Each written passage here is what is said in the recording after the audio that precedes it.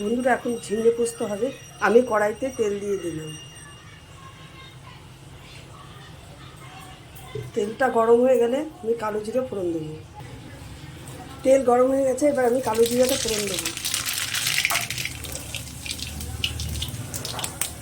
আলুগুলো দিয়ে দেবো।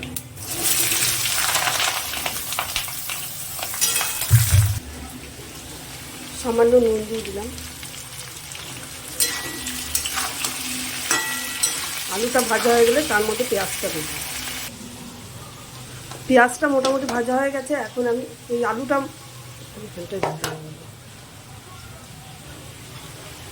ভাজা হয়ে গেছে, এবার আমি পেঁয়াজটা দিয়ে দেবো।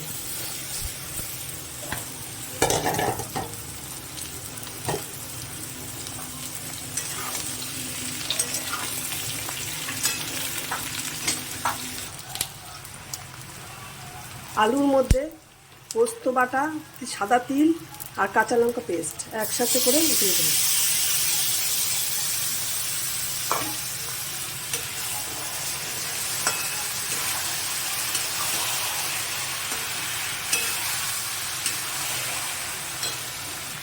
এবার আমি এই পোস্তটার মধ্যে ঝিঙেগুলো দিয়ে দেবো।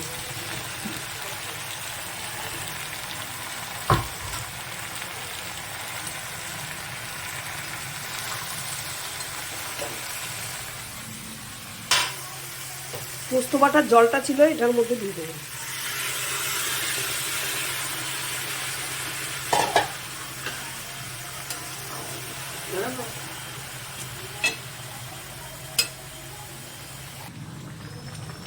বন্ধুরা স্বাদ মতো একটু নুন চিনি দিয়ে দিলাম।